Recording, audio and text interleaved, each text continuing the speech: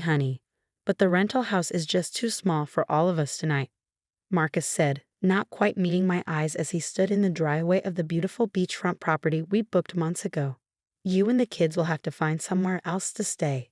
I stared at him in disbelief, our two exhausted children slumped against me after the long drive to the Florida coast. The words made no sense.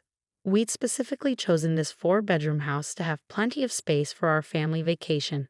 My name is Olivia, and at 34, I never imagined I'd be standing outside our $3,000 per week rental home at 9 p.m., watching my husband of 12 years essentially lock us out. Our kids, Emma, 10, and Lucas, 8, were too tired to even protest, having endured the 8-hour drive from Atlanta with nothing but dreams of beach days ahead to sustain them. "Marcus, this makes no sense," I said, trying to keep my voice steady. We looked at the floor plans together. "There's more than enough room." He shifted uncomfortably, glancing back at the house. Things changed. My work colleagues showed up unexpectedly. They need the space for an emergency project meeting. Work colleagues? You're a high school gym teacher. What emergency meeting requires a beach house? But he was already turning away, grabbing our suitcases from the trunk and placing them on the driveway. "Here's some cash for a hotel," he said, pulling out his wallet. "I'll call you tomorrow once things settle down." I looked at the measly $100 he held out. In peak season, that wouldn't even cover one night at the cheapest motel in town, if we could even find vacancy. "Marcus, we can't." "Mom?" Emma's tired voice interrupted. "I need to use the bathroom." Marcus stepped back toward the house. "There's a gas station about a mile down the road. I'm sorry, but you need to leave. Now." The door closed with a decisive click, leaving us standing in the humid night air. I helped the kids into our SUV, mind racing as I tried to make sense of what was happening. Through the windows of the house, I could see shadows moving, hear faint laughter that definitely didn't sound like a work meeting. "Mom, I thought we were going to build sandcastles tomorrow," Lucas said, his voice small and confused. "We will, sweetheart. I promise," though I had no idea how I would keep that promise. "Let's just find somewhere to rest first." The nearest hotel wanted $400 for their last available room. The next one was fully booked. The third didn't answer their phone. After an hour of desperate calls, I pulled into a beachfront parking lot, trying to figure out our next move. That's when I saw her, a woman walking along the moonlit beach, holding the hand of a little girl who looked around Emma's age. Something about her seemed familiar, though I couldn't place why. They headed toward our rental house, the same one my husband had just barred us from entering. I watched, stomach churning, as they walked right up to the front door.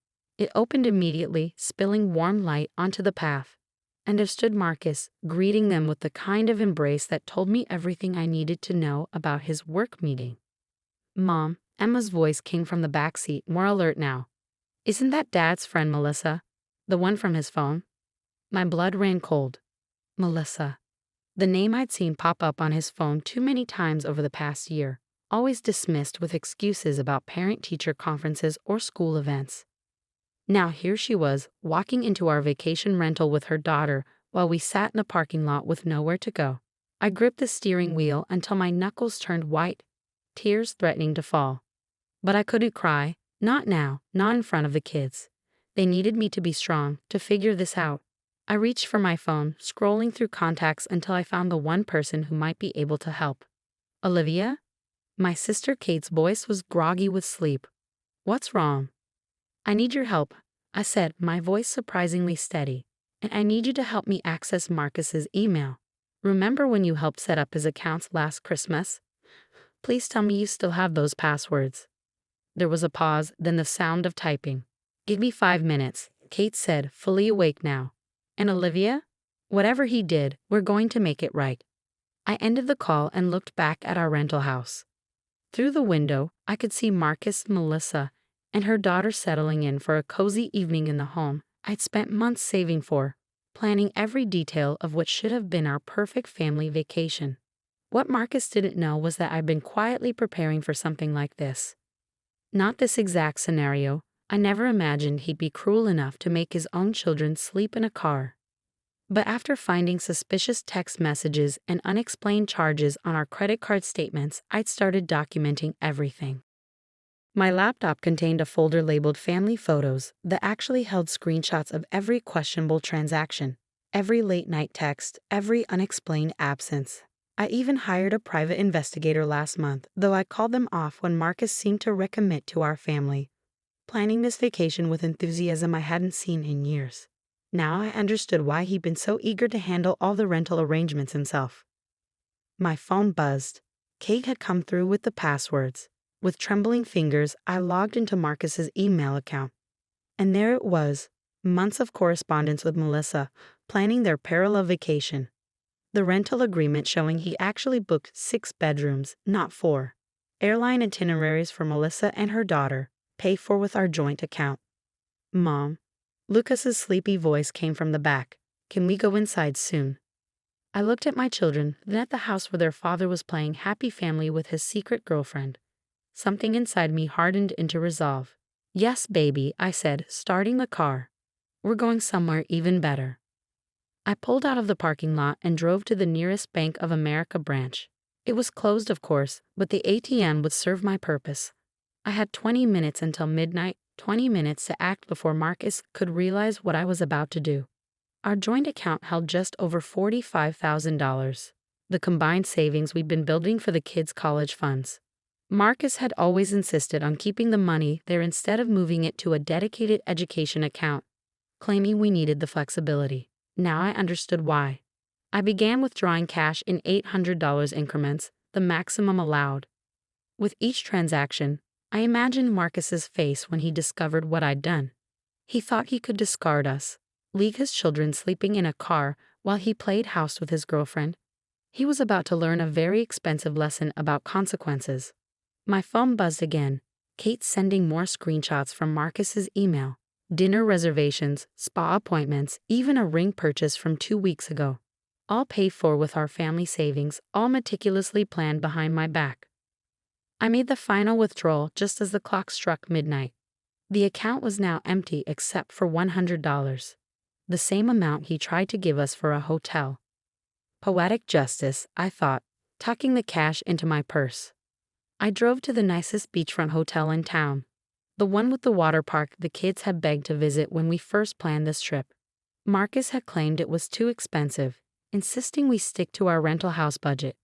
Good evening, I told the front desk clerk, pulling out my credit card, my personal one, not the joint account Marcus could access. I'd like your best oceanfront suite for the week. And do you still offer those dolphin watching tours my children were asking about earlier? The clerk's eyes lit up. Yes, ma'am. Would you like me to add that to your reservation? It includes breakfast and a private cabana. Perfect, I said, smiling for what felt like the first time in hours. And one more thing, if anyone asks for us, especially a man named Marcus Bennett, we're not here. I carried Lucas to bed while Emma sleepily followed, both kids too exhausted to even notice their luxurious surroundings. As I tucked them in, my phone began buzzing with texts from Marcus. Where are you? The ATM says insufficient funds. What did you do? Answer your phone right now. I silenced the notifications and walked out onto our private balcony, breathing in the salt air. Below, I could see our rental house, its lights still on as Marcus presumably discovered the consequences of his choices. My phone buzzed one final time, an email from Kate. She found something else in Marcus's accounts, something that would ensure he could never hurt us like this again. But that would wait until morning. For now, I watched the moonlight dance on the waves, listening to my children's peaceful breathing from the next room. Tomorrow would bring chaos, confrontation, and change. But tonight we were safe, comfortable, and far from the man who thought he could discard us so easily. I smiled, thinking of the dolphin tour tickets tucked safely in my purse. Marcus had chosen his new family over us? Fine.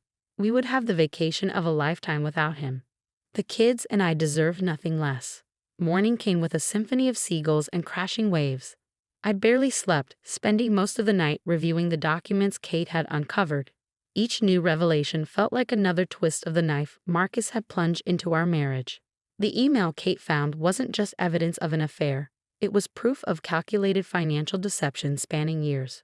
Marcus had been systematically diverting money from our joint accounts into a private one, using it to fund a lifestyle with Melissa that our children had been denied. Private school tuition for her daughter, Weekend getaways disguised as teaching conferences, even a down payment on a condo in Tampa, waiting for the right time to leave us. I was still processing this information when Emma wandered onto the balcony, her eyes wide as she took in the ocean view. Mom, this place is amazing. But why aren't we at the other house with Dad? Before I could answer, my phone rang. Marcus again, his 20th call since midnight. This time I answered. Where is my money? He roared, not bothering with pleasantries. Our money, I corrected calmly, is being put to better use than funding your girlfriend's lifestyle. How's Melissa enjoying my rental house? The line went silent for a moment. Then his voice dripping with venom. You've lost your mind. I'm calling the police. Go ahead, I replied, opening my laptop. I'm sure they'd be very interested in these bank statements showing how you've been embezzling from our children's college fund. Or maybe they'd like to see the deed to that Tampa condo you bought with Melissa 2 months ago. How did you? Did you really think Kate wouldn't keep those passwords when she set up your accounts? The same Kate who works in digital forensics. Lucas appeared in the doorway, rubbing his eyes. Mom, can we get breakfast? Of course, sweetie, I said, then back to Marcus. I have to go. Our kids are hungry. You remember them, right? The ones you made sleep in a car last night. Olivia, wait. I ended the call and took the kids down to the hotel's breakfast buffet. They were delighted by the chocolate chip pancakes and ocean view, their excitement almost making me forget the nightmare of last night. Almost. My phone buzzed with a text from Kate. He just found his life insurance policy. Guess who he changed the beneficiary to last month? I excused myself from the table, stepping away to call her. Tell me everything. What Kate had discovered was the final nail in the coffin of my marriage. Marcus hadn't just been planning a new life with Melissa. He'd been systematically erasing us from his old one. The life insurance policy was just the beginning.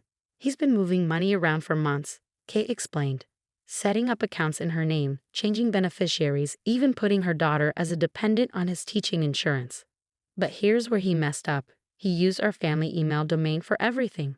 The same domain I helped set up and still technically administer. I watched Emma and Lucas chatting happily over their pancakes, unaware that their father had been planning to abandon them so thoroughly. Send me everything, I said. And Kate? Thank you. Don't thank me yet, she replied. There's more. Remember that private investigator you hired and called off? I found his report in your cloud storage. You might want to see what he discovered about Melissa's background. After breakfast, I settled the kids in the hotel's children's program, a full day of supervised beach activities and crafts. Then I retreated to our suite to read the PI's report. Melissa, it turned out, had quite a history. 3 previous marriages, each ending when she drained her husband's accounts and disappeared. Her daughter? A prop, borrowed from her sister to make her stories more convincing. The real kicker? Her name wasn't even Melissa. My hands were shaking as I compiled everything into a single document. The fraud, the theft, the false identity. Just as I finished, a commotion erupted in the hotel hallway.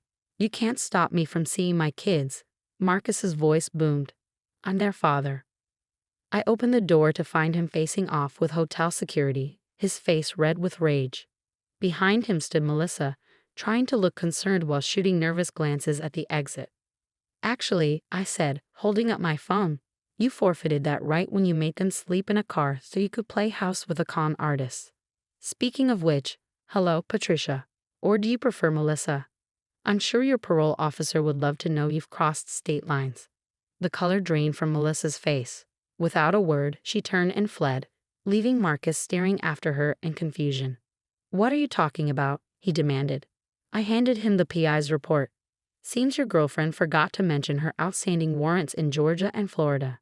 But don't worry, I'm sure the FBI will help you sort it all out. They're very interested in her pattern of identity theft and bank fraud. Marcus slumped against the wall, the reality of his situation finally hitting him. Olivia, I can explain. Save it for your lawyer. I cut him off. You'll be hearing from mine soon. Oh, and Marcus, the kids are having the time of their lives without you. Emma's going on a dolphin watching tour this afternoon, something you said we couldn't afford while you were buying condos for your girlfriend. I turned to the security guards.